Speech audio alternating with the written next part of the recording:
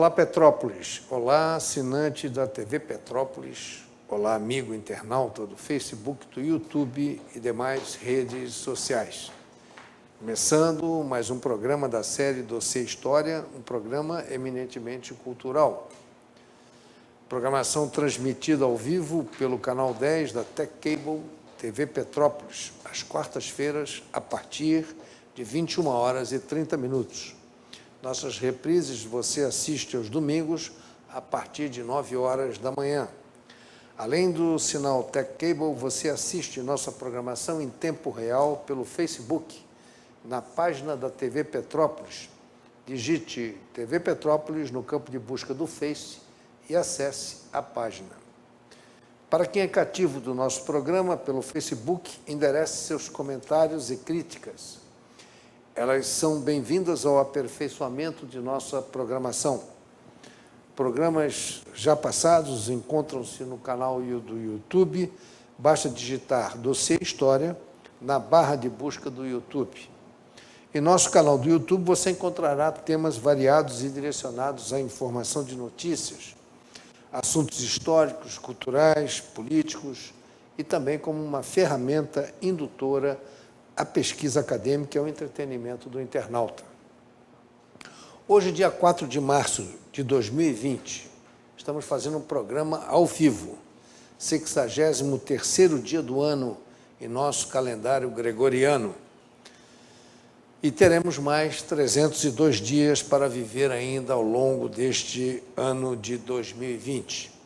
Lembrando que este é um ano bissexto de 366 dias.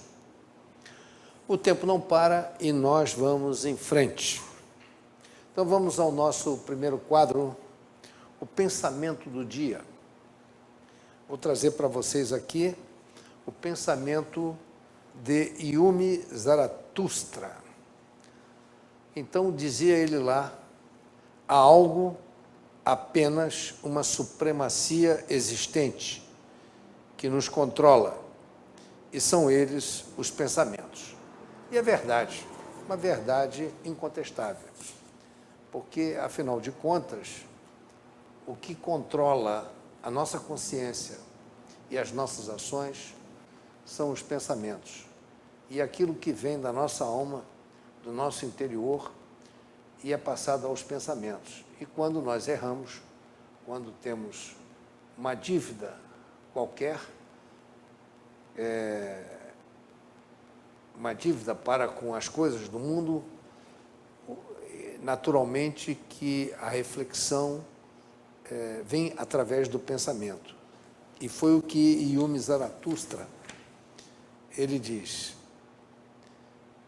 apenas uma supremacia existente que nos controla, quer dizer, é o pensamento que nos controla e nos guia, e são eles, os pensamentos.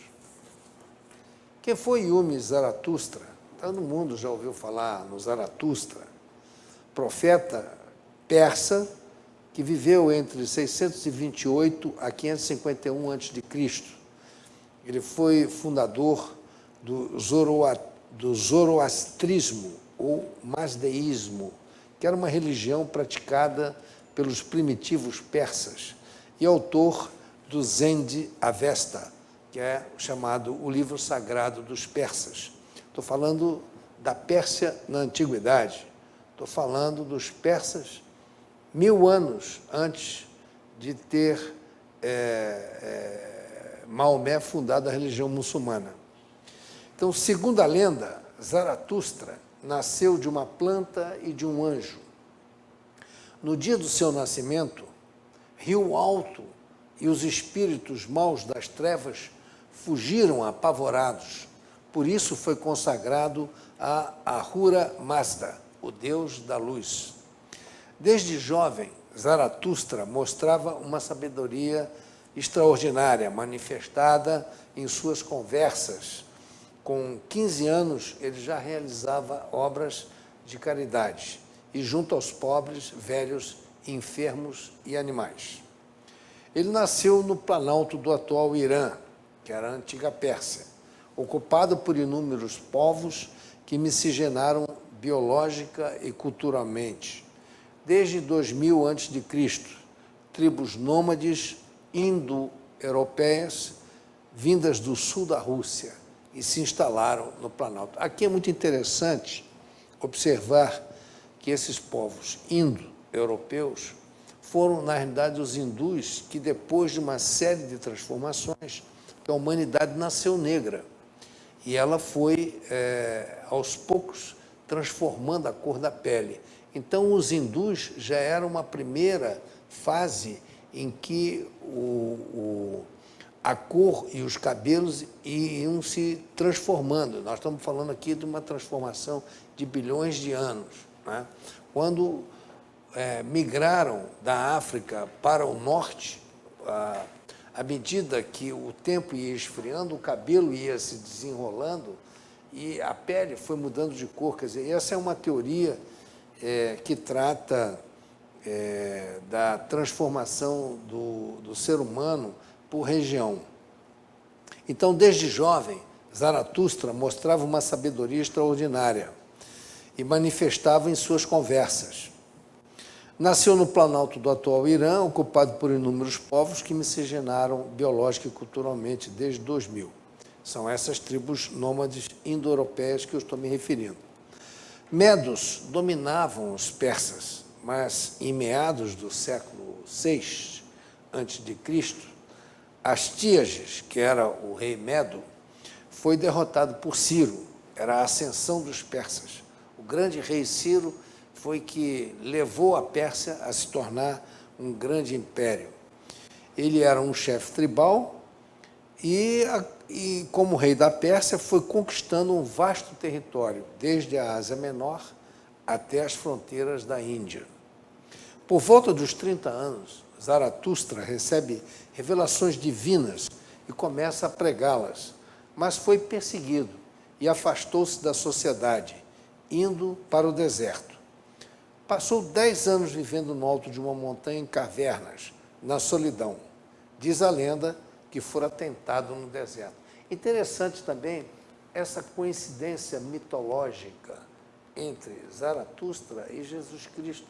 Jesus Cristo também passou muitos anos no deserto em reflexão. Jesus Cristo também sofreu as tentações do diabo. E Jesus Cristo viveu 500 anos depois de Zaratustra. Então, essa coincidência, isso me despertou uma atenção enorme em relação à mitologia. Quer dizer, uma coisa que mitologicamente teria acontecido com Jesus Cristo, teria também acontecido com Zaratustra. Por volta dos 30 anos, né, ele recebeu as revelações divinas e começa a pregá-las. Olha aí a coincidência com Jesus Cristo. Mas foi perseguido, Jesus Cristo também foi perseguido, e afastou-se da sociedade, indo para o deserto. Agora, a religião dos antigos persas conservavam crenças do totemismo. A adoração dos animais sagrados, faziam sacrifícios às forças da natureza ligadas à agricultura, o sol, a lua, a terra, água e aos ventos. A partir de Ciro, houve uma reforma nessas crenças, porque esses sacerdotes que adotavam essa religião mais antiga começaram a perseguir o Zaratustra, porque ele estava modificando a estrutura da religião até então observada por eles. E ele, a partir de Ciro, então, que abre uma deixa para se fazer uma religião mais complexa. Ciro era um homem muito inteligente, muito perspicaz politicamente, e ele via a evolução em torno dele. E essa religião mais complexa foi fruto de uma reforma introduzida por Zaratustra. Quer dizer, Ciro começou a observar os ensinamentos de Zaratustra. E aí surgiu o zoroastrismo, ou masdeísmo, cujos princípios estão no Zend Avesta, o livro sagrado dos antigos persas, que foi criado por Zaratustra, ou melhor, por Zaratustra. e baseada na adoração de uma divindade chamada Ahura Mazda, Deus do bem. Ele era uma religião dualista que envolvia forças do bem e do mal. Zaratustra também foi perseguido, como Jesus Cristo, pelos antigos sacerdotes, e Jesus Cristo também pelos sacerdotes do templo, que não queriam abandonar as antigas tradições, era a reação que eles tinham. Entre 1883 e 1885, o filósofo alemão Friedrich Nietzsche escreveu o relato das andanças, discursos e encontros do profeta no livro Assim Fala Zaratustra, que se tornou o mais famoso de seus livros. Segundo relatos, Zaratustra morreu assassinado enquanto rezava no templo, diante do fogo sagrado. Seu túmulo estaria em Persópolis, ou melhor, em Persépolis. Muito bem, então agora conhecemos já um pouco da vida de Zaratustra. Zaratustra, que sempre foi muito referenciado, foi muito falado, o nome dele figurou em filmes como 2001, Uma Odisseia no Espaço e assim por diante. Bom, então vamos agora ao dia 4 de março na história e eu vou pedir a vinheta.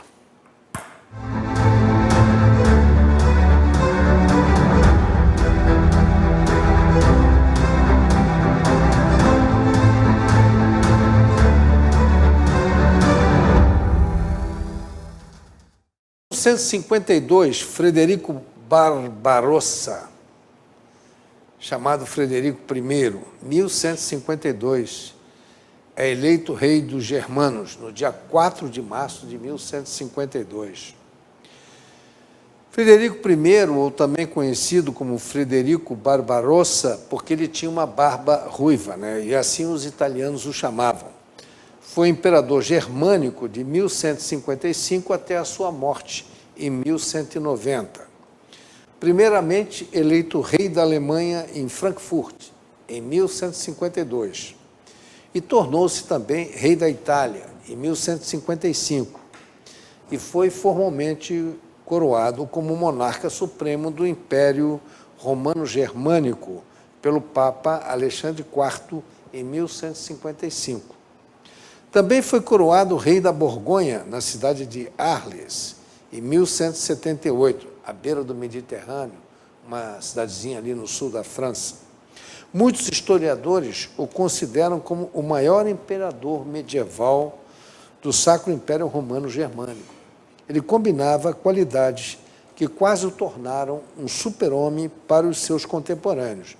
Engraçado que Frederico I, o Barbarossa, ele foi essa fundação do Império Romano-Germânico foi uma tentativa de recuperar, de resgatar o Império Romano e, ao mesmo tempo, fazer uma Europa unida, uma Europa Central unida. Quer dizer, foi a primeira tentativa de se fazer a União Europeia. A União Europeia que só veio, um sonho que só veio a se realizar a partir dos anos 90, né? 80, 90, é que a União Europeia acabou se realizando. Então, naquela época, os estados da Europa Central já tinham esse objetivo. Por isso que ele foi rei da Itália, ele foi rei também da França, enfim, era o Império Romano-Germânico, aquela tentativa de resgatar o Império Romano, né? Ali nós temos uma figura dele, e tem uma outra também aí, vou pedir. Essa também é muito famosa, ele no cavalo. Ele é muito festejado historicamente até hoje. Frederico reunia em longevidade, ambição, habilidades organizacionais, capacidade no campo de batalha e perspicácia política. Ele restabeleceu o Corpus Iuris Civilis, o Estado de Direito Romano, que era o grande código romano, né, dos anos pós-Cristo, né, depois de Cristo, que Roma teve o seu Corpus Iuris Civilis. E no Império, contrabalanceando o poder papal. Havia um equilíbrio de forças entre o Vaticano e os reis da Europa Central. O poder papal dominava as nações alemãs desde a conclusão das controvérsias das investiduras. Essa controvérsia das investiduras foi, vamos dizer assim, um contencioso entre a Igreja e esses estados da Europa Central, porque até então as investiduras dos cardeais, cônegos e religiosos recebiam, e até papas, recebiam uma influência dos estados, dos monarcas. E a Igreja começou a combater isso. Ela queria não ter mais essa influência nas investiduras. Ela ter a liberdade total de poder nomear seus clérigos nos vários postos. Né? Então, esse era o conflito que existia na época e ele conseguiu dar esse equilíbrio porque começou a respeitar essa intromissão de nomeação eclesiástica. Bom, agora vamos a um outro tema interessante também, que aconteceu no dia 4 de março de 1461, que foi a Guerra das Rosas da Inglaterra. O rei Henrique VI, deposto por seu primo, que então se torna o rei Eduardo IV.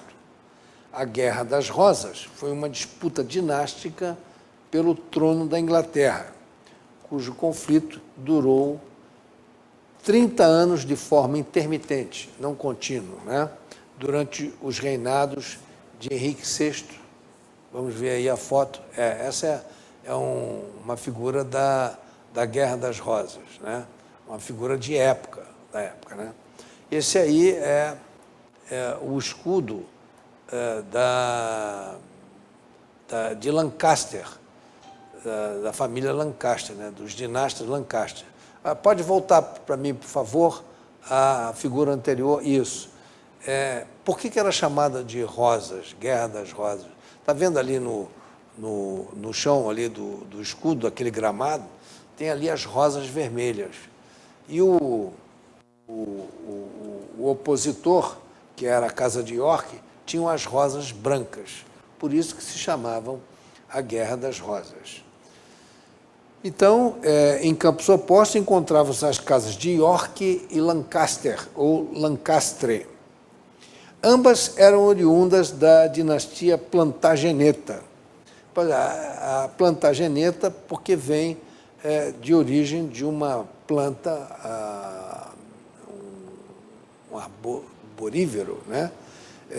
De flores amarelas, que era o símbolo pessoal do seu fundador, o Godofredo V, a dinastia Plantageneta, que é um ramo da dinastia de Anjou e que, por muito tempo, também reinou na Inglaterra.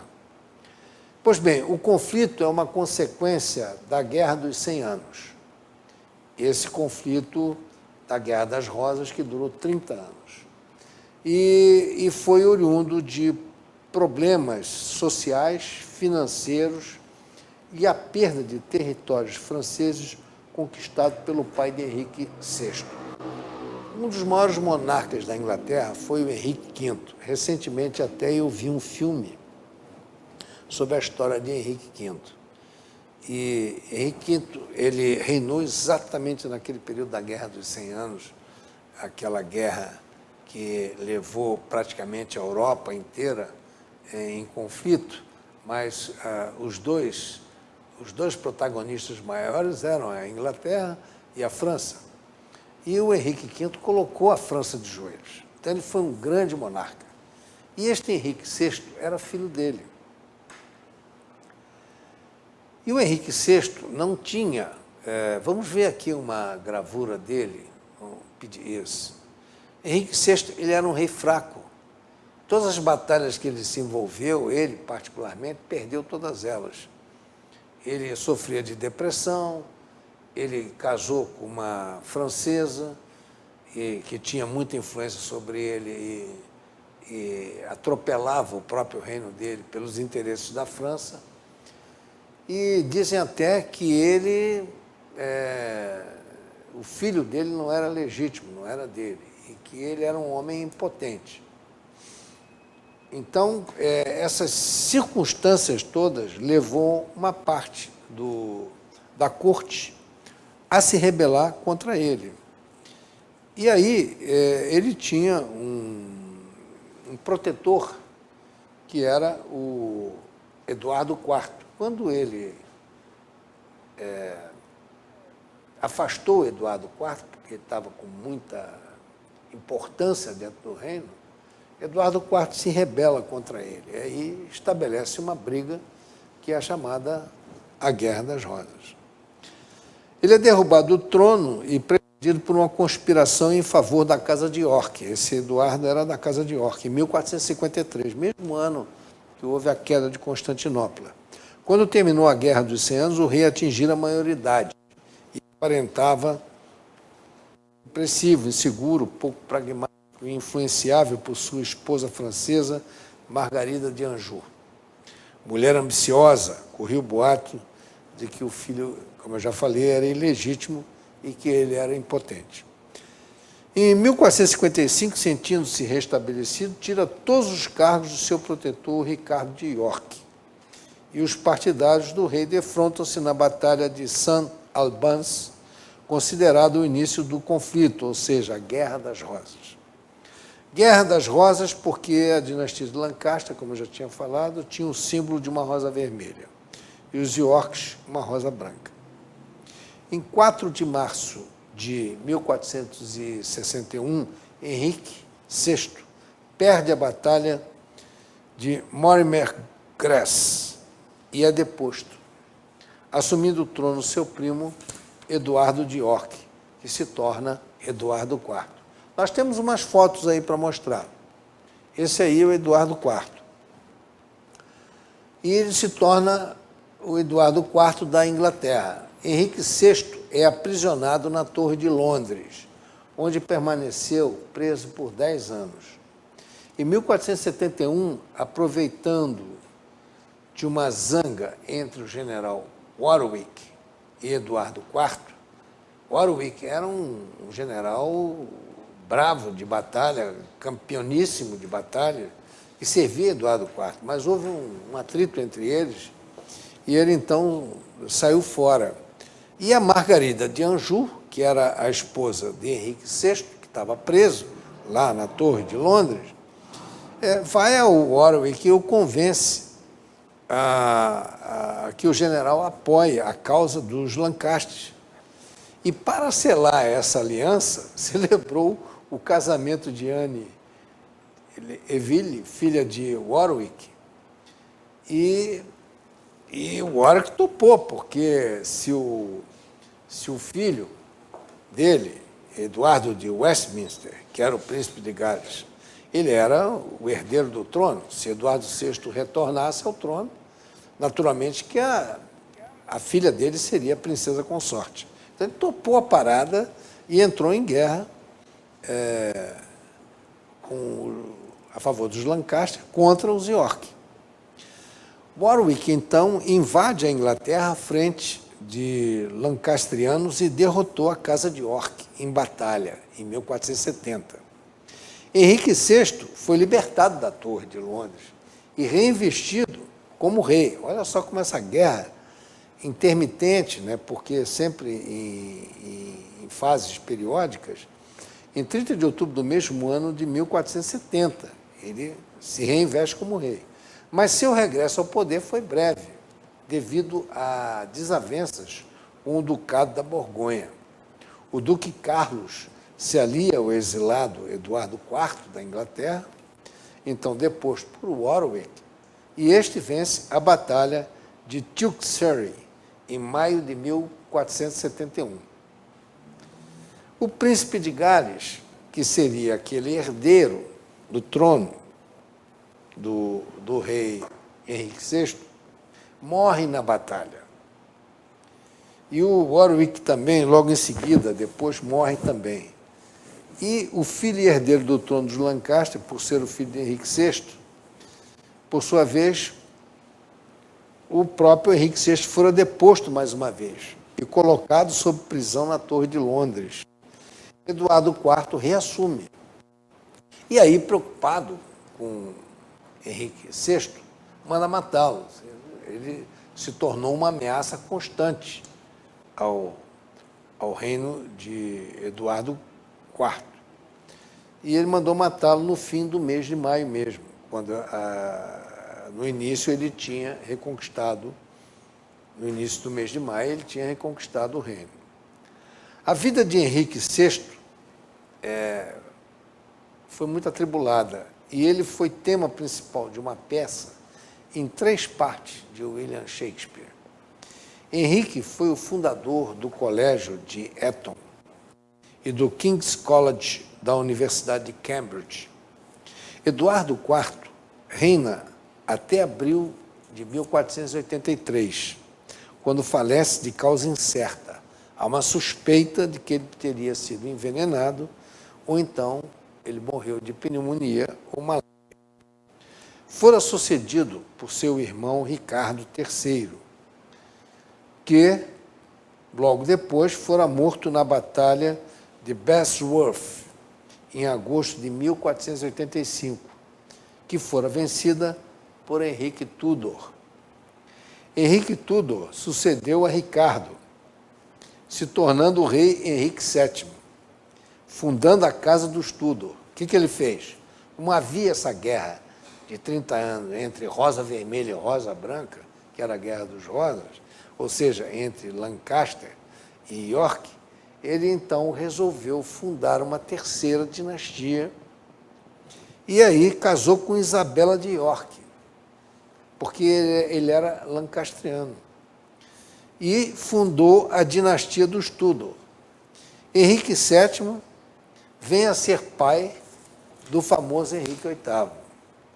Henrique VIII, aquele que já foi tema de vários filmes e que mandou executar algumas de suas esposas sob a alegação de traição. E ele também funda a Igreja Anglicana depois de uma celeuma com o Papa, porque ele queria se divorciar da primeira mulher, que era irmã do rei Filipe II de Espanha, e o Papa não autorizou o divórcio dele. E aí, porque ele queria casar com a Ana Boleyn. E ele estava perseguindo um filho homem que ele queria como sucessor, e a Ana Boleyn tinha dado a ele uma filha mulher.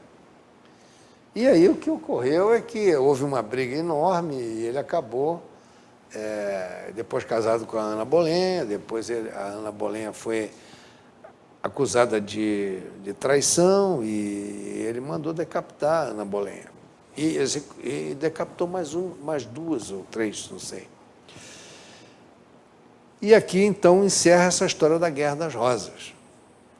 Uma história que a gente ouve muito falar, principalmente quando a gente vai na Inglaterra, tem o City Tour, aquela coisa, fala da Guerra das Rosas. E agora nós já entendemos o que é a Guerra das Rosas. Agora, 4 de abril de 1789, José Bonifácio de Andrade e Silva fora admitido como membro da Academia de Ciências de Lisboa. José Bonifácio era um homem muito culto. Ele tinha uma formação científica, química, física, etc. E ele, fazendo pesquisas lá no norte da Europa, se não me engano, na Suécia, ele descobriu uma pedra preciosa, um minério muito importante, que inclusive levou o nome dele, andradita. Andradita, porque foi ele que descobriu esse minério. E por isso que, naturalmente, ele é o patrono da nossa independência, foi um homem que praticamente articulou a nossa independência, além de cientista, ele era um exímio político, era um homem hábil, sabia negociar politicamente, e é um construtor do Brasil, José Bonifácio de Andrade e Silva. Então, isso foi exatamente no dia 4 de março de 1789. E, finalmente, em 1974, também no dia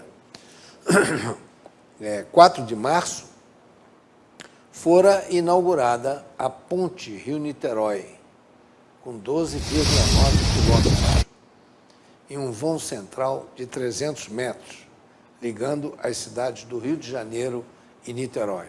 Lá temos essa imagem da Ponte Rio-Niterói, com aquele vão central, que é um fruto de uma tecnologia genuinamente brasileira. Eu estive conversando com um dos engenheiros há 2 semanas atrás, eu vou até trazê-lo aqui para conversar sobre esse vão. Isso foi uma técnica, foi uma engenharia que você não pode imaginar o que foi para fazer esse vão central da ponte com 30 metros de extensão, para que propiciasse o acesso de navios de grande calado e passar por baixo dela. E isso foi fabricado ali no Caju, foi trazido para aquela posição e dali com o guindaste foi levantado.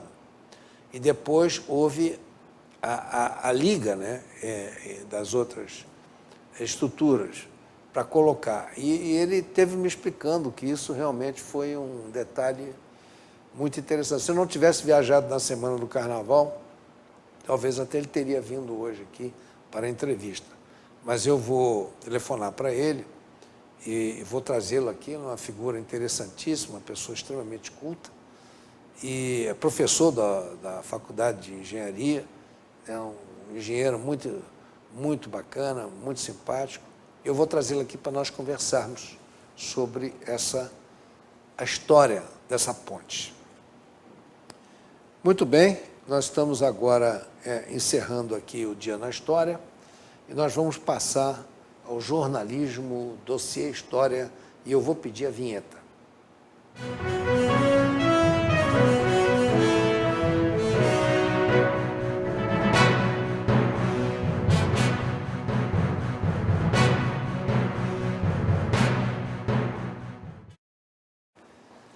Muito bem, vamos iniciar aqui o nosso jornalismo com a bagunça na Rua 13 de Maio.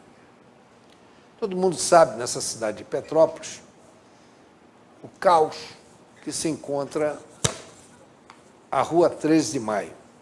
Uma rua pequena, que talvez tenha um pouco mais de 500 metros de extensão, prédios pequenos de ambos os lados, uma rua que eu moro, eu sei o sofrimento dos moradores naquela rua. Mas a Rua 13 de Maio começou a ser invadida por vândalos há cerca de mais ou menos uns 3 anos para cá, de 4 a 3 anos. Uma série de bares foram sendo montados e a frequência, a princípio, desses bares era bastante misturada e isso atraiu gente de comunidade para a rua. Gente de comunidade sem poder aquisitivo. E que, ao invés de entrar no bar, sentar, comer, beber, não, ficavam na rua. E traziam a própria bebida. Quer dizer, essa história é a história da Rua 13 de Maio, do caos que hoje se instalou. E aí começou a barulhada, e briga daqui, briga dali, começou a Cracolândia a funcionar, venda de drogas, drogados começaram a ser atraídos ao local, porque o ambiente era propício, droga rolando nos bares. Eu não aconselho ninguém a frequentar os bares da Rua 13 de Maio, pelo menos enquanto não se resolver essa situação. E aí o clima começou a apertar. De madrugada até meia-noite o barulho era razoável. Depois da meia-noite o barulho começou a ficar cada vez pior. Então, é motoqueiro roncando suas motos, sem miolo no silencioso, e faz de propósito, carros também com som aberto, tocando funk, e isso vai até 4, 5 horas da manhã, todo final de semana. Houve uma desvalorização dos imóveis da Rua 13 de Maio, ninguém quer morar lá, Ninguém quer alugar mais apartamento lá, só alugam estudantes. É a rua dos estudantes. Principalmente os estudantes de medicina, que vêm de fora, de outras cidades, então, para eles, a vida noturna é muito boa, é atrativo. Eles moram lá. E os vizinhos estão desesperados. E nós vínhamos avisando a polícia, as autoridades, aí faziam blitz pontuais, depois de muita insistência, etc. Até que, há pouco tempo, a violência começou a aumentar. Porque onde tem venda de droga, tem traficante. Onde tem traficante, tem o quê? Tem revólver. E aí, recentemente, agora, antes do carnaval, houve uma briga feia lá na rua e tinha um sujeito correndo na multidão com o revólver na mão. Quer dizer, olha aí, gente não morreu por muito pouco, porque não estava escrito para morrer. Mas se a briga fosse mais violenta e houvesse um tiroteio, muitos inocentes iam morrer. Por isso que eu não aconselho ninguém a frequentar, porque os moradores da Rua 13 de Maio não frequentam mais os bares lá há muito tempo. Nós somos reféns disso. Bom, aí então eu vou mostrar para vocês o vídeo daí da bagunça. É isso aí, ó. Isso aí não é consumidor de nada. Eles não frequentam botequim nenhum, nem bar, nem restaurante, nem nada. São pessoas que vêm das comunidades com o intuito de brigar. São exatamente aqueles vândalos que também frequentam o Maracanã, que brigam com torcida e a polícia, você vê, não tem polícia, não tem nada. Isso. Então vamos ver aí, olha a correria. Tá vendo? Tem um rapaz ali que está com uma arma na mão. Olha lá, aquele de camisa branca, bermuda branca, ele estava com uma arma na mão, lá, está lá a arma dele. Quer dizer, é isso aí que virou a Rua 13 de Maio. Pode uma rua de 500 metros quadrados ter tanta gente de comunidade nesse local? Eu não estou querendo aqui chamar atenção só para a Rua 13 de Maio, mas isso acontece no centro histórico em quase todas as ruas. Só que na Rua 13 de Maio se agravou o problema. Mas em outras ruas também tem. Lá na 13 de Maio agravou porque aquilo lá virou uma cracolândia. Não foi por falta de aviso da polícia. E nós temos sempre chamado a polícia de madrugada para intervir lá em barulheiras, em som alto, em uma série de coisas. Parece que agora a polícia, depois que viu essas cenas, esse rapaz parece que já foi identificado, não sei se já foi preso, e parece que agora o próprio município está atento a essa situação e também está colaborando. Então, agora, a Polícia Militar, a Polícia Civil e a municipalidade, através das suas autoridades competentes, estão armando um estratagema às sextas-feiras e sábados para lá. Então, já proibiram o estacionamento de automóveis. Parece que essa sensibilidade realmente tocou agora as autoridades. Vamos torcer para que isso continue, porque nós temos que resgatar a rua. Nós não somos contra os comerciantes, nós sabemos que os comerciantes, de uma forma geral, eles têm também a sua clientela seletiva, que vai lá, mas foram eles que provocaram essa situação, porque no início eles estavam querendo transformar a rua num point noturno. E foram dando asa a essas situações. E nós reclamamos muito com eles.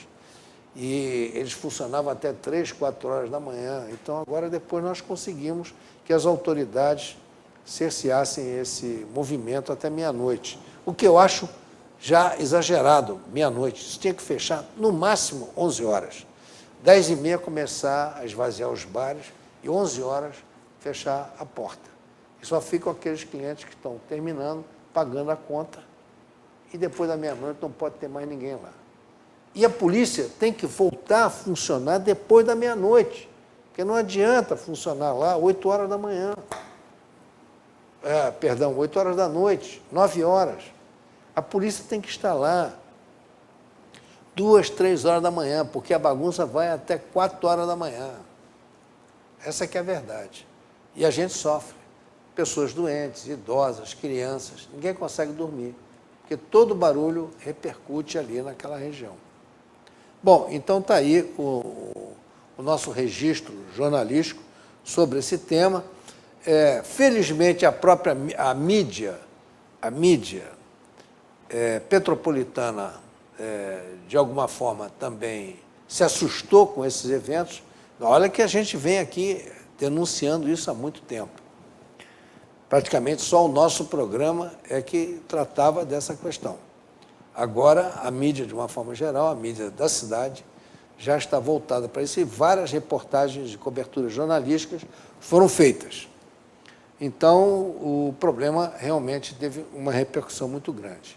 Estamos trabalhando para resgatar a paz lá na Rua 13 de Maio. E alguns moradores até colocaram lençóis brancos na janela para simbolizar o movimento de paz. Nós queremos paz na Rua 13 de Maio. Muito bem, então vamos lá. Agora vamos mudar de assunto no nosso jornalismo, vamos falar sobre a crise na Igreja Católica. Um clérigo do Vaticano revela depósitos financeiros de Lula, quer dizer, dinheiro roubado, né? De Lula, Rafael Correa, Bachelet, Evo Morales, no Banco do Vaticano. De alguma forma, explicado, né, o porquê do Papa, esse Papa Francisco, está ligado a esses líderes comunistas, né, que foram ditadores, verdadeiros ditadores e armadores, né, na América Latina. Isso sem falar em alguns outros ditadores da África, que também devem estar guardando dinheiro daqueles ladrões africanos, né, que lá são ditaduras sanguinolentas, né? E tem muito dinheiro nessa jogada. Eu não sei por que o Papa Francisco foi lá agora dar a bênção para o Lula, um ladrão internacional, o maior ladrão que a humanidade já conheceu, o senhor Luiz Inácio Lula da Silva, o Papa passando a mão por cima da cabeça dele, com esse argumento de que o socialismo é bom, etc. Ele é socialista, ele é um homem ligado ao Boff, ele vinha aqui beijar a mão do Boff, na época que o Boff era franciscano, e que estava com aquela ideia da teologia da libertação, o Bergoglio vinha da Argentina para cá visitá-lo, beijar a mão, tomar inspiração com o Boff aqui. E o Boff, no meu modo de entender, é o homem que manipula hoje o Vaticano. É ele que faz toda essa manobra esquerdosa dentro do Vaticano. E isso aí está criando um cisma na igreja. Nós vamos ter outro ponto aqui para tratar desse assunto daqui a pouco. Então, vamos ao vídeo desse clérigo que mostra a lista escandalosa do dinheiro roubado do Brasil e da América Latina lá no Vaticano, no Banco do Vaticano. Vamos lá. Estos millones, ¿no? Si vos ves el ingreso de las últimas declaraciones juradas, creo, de Evo Morales en Bolivia, habla en dólares y cómo justifica eso, con un sueldo presidente de Bolivia. Lo mismo que pasa acá, claro, con Cristina Fernández Kirchner, lo mismo que pasa con Bachelet, lo mismo que pasa con Lula. A Lula lo agarraron y lo pusieron preso por un departamento de 3 ambientes. ¿Sí? ¿Y cuánto tiene en el Vaticano Lula? Lula Silva, ya te digo. Y también queremos saber en el tema de Correa, Rafael Correa, que está involucrado. Correa justo tiene 193 millones, con cuenta 001-345-761. Que la debe estar gastando en este momento para desestabilizar su país. El dinero se llama Pasca Limitada, la empresa. De Correa. Y de Lula, Bachelet tiene 206 millones. Lula da Silva, 249 millones. Y 001324953-C. -C es clasificación de cuenta nueva. Bom, agora vamos tratar aqui do racha na Igreja Católica. Nós temos 3 bispos que estão liderando esse racha, né? Eugênio Lengar, o bispo emérito René Gracida e o arcebispo Viganò. Eles sustentam a apostasia de Francisco. A Igreja Católica está sofrendo um novo cisma. É o que se registra. Vários católicos estão indignados com o Papa Francisco. Eles querem a saída de Bergoglio e o retorno de Bento XVI. Vamos, então, a essa reportagem feita por um especialista em matéria de Igreja Católica. 3 bispos contra Francisco. O racha da igreja começou. Gente, eu sou o professor Emílio, você está na TV Nossa Senhora de Fátima. Olha, 3 bispos estão se manifestando contra Francisco. Tá aí o Bergoglio, né? Muito bom. Primeiro é o arcebispo Jan Lenga, da Polônia. Ele disse assim: o Papa Francisco é um herege que espalha falsidades e pecados e desvia o mundo. Bergoglio não está confirmado na fé. Ele proclama falsidades e pecados, não a tradição que já dura 2000 anos. Ele proclama a verdade deste mundo, que é precisamente a verdade do diabo. São palavras fortes do arcebispo Jan Lenga. O arcebispo Jan Lenga agora está celebrando a missa em latim e está nomeando Bento XVI na missa como papa e chama Bergoglio de anticristo. A tropa de choque, claro, de Bergoglio não tardou a atacar o arcebispo Jan Lenga.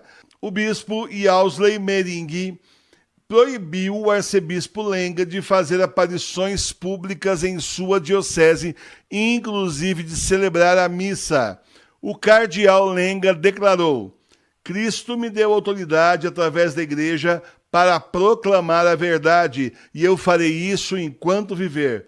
Não cederei à degradação daqueles cujas próprias declarações e ações estão enredadas em heresia e sectarismo.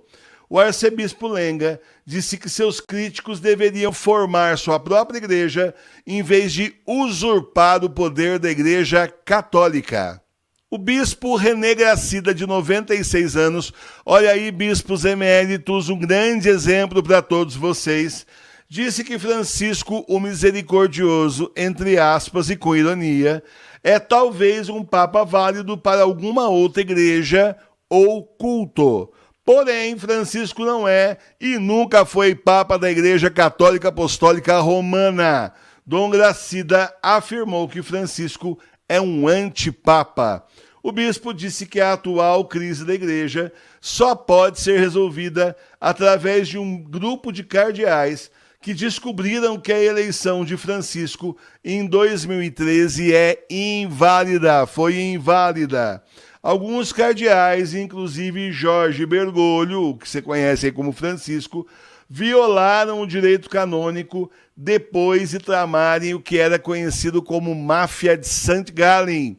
E por isso agora são todos excomungados. Provavelmente por razões da idade, até agora ele não foi censurado e nem punido. Terceiro, o arcebispo Viganò disse que a apostasia sob Francisco é sem precedentes. Durante o sínodo da Amazônia, a abominação dos ritos idólatras entrou na igreja, disse Viganò. Viganò chama isso de uma forma sem precedentes de apostasia. Ele ressalta que elementos pagãos são introduzidos na liturgia até transformá-la num culto idólatra. Nós estamos denunciando isso desde o ano passado, hein, gente? O arcebispo Viganò disse que Francisco está causando um cisma na igreja. O arcebispo pediu a renúncia de Francisco.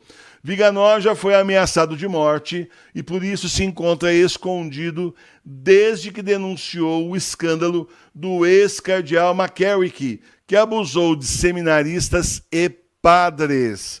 O racha também acontece entre os leigos. Cada vez mais leigos sabem a verdade sobre Bergoglio e declaram que o Papa é, na verdade, Bento XVI.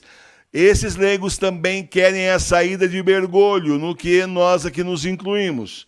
O racha começou e não existe nenhuma mágica que Bergoglio ou seus asseclas, bispos, padres e mídia papista possam fazer para deter o racha. Só vai se aprofundar cada vez mais até que ele saia do poder. É isso que nós queremos. Bergoglio fora e queremos Bento XVI de volta. Viva Bento XVI, o único e verdadeiro Papa. Nós já provamos isso aqui em vídeos anteriores e nos próximos vídeos estaremos provando novamente. Queremos Bento XVI de volta e Bergoglio fora. Queremos a reforma da igreja, que saiam todos os maçons e comunistas da nossa igreja, a verdadeira igreja que Jesus deixou. Basta de igreja falsa, basta de igreja herege, basta de igreja pagã. Queremos a verdadeira igreja de nosso Senhor Jesus Cristo, de 2000 anos de história, tradição e magistério. Paz e bem. Agora você pode ajudar a TV Nossa Senhora de Fátima sem sair do YouTube. É isso mesmo. É só clicar no botão aqui embaixo do vídeo, onde está escrito Seja Membro. Você pode ser padrinho. Vamos a um outro tema agora. A atroz revelação de um renomado jurista sobre o ministro que disse que Bolsonaro não está à altura do cargo. Eu estou me referindo a Celso de Mello, ministro do Supremo Tribunal Federal, decano, um homem que, inegavelmente, tem, ao longo da sua carreira no Supremo, tem exarado belos julgamentos, indiscutivelmente, é um homem conhecedor da lei. Só que o ministro não tem moral para falar de Bolsonaro. E quem sabe muito bem da vida dele é o ministro, é o saudoso e ex-ministro da Justiça, Saulo Ramos. E a história foi narrada no livro Código da Vida, de autoria do Saulo Ramos. E está aí. Quem quiser se interessar em ler esse livro, é um livro muito interessante, está aí nas bibliotecas da vida, nas livrarias e nos sebos da vida, né? Então, a história é a seguinte, ele relata lá no livro, né? Quando José Sarney, que indicou Celso de Mello para o Supremo Tribunal Federal, decidiu candidatar-se a senador pelo Amapá. O caso foi parar no Supremo Tribunal Federal porque os adversários resolveram impugnar a candidatura. Celso de Mello votou pela impugnação da candidatura do José Sarney, a despeito de José Sarney tê-lo nomeado ministro do Supremo Tribunal Federal. Mas, depois que ele votou pela impugnação, ele teve o cuidado de ligar e de telefonar para o seu padrinho, Saulo Ramos, que foi quem o indicou a Sarney para ser ministro do Supremo Tribunal Federal. E ele, então, tentou se explicar. Eis o trecho do livro. Doutor Saulo, o senhor deve ter estranhado o meu voto no caso do presidente. Aí o Saulo responde, claro, o que deu em você é que a Folha de São Paulo, na véspera da votação, noticiou a afirmação de que o presidente Sarney tinha os votos certos dos ministros que enumerou e citou, e meu nome como um deles. Quando chegou minha vez de votar, o presidente já estava vitorioso pelo número de votos a seu favor. Não precisava mais do meu. Votei contra para desmentir a Folha de São Paulo. Olha só que cabeça aí. Mas fique tranquilo, se meu voto fosse decisivo, eu teria votado a favor do presidente. Quer dizer, é um homem que demonstra uma dupla personalidade, um homem de atitudes covardes, né? E ele falando mal do presidente Bolsonaro.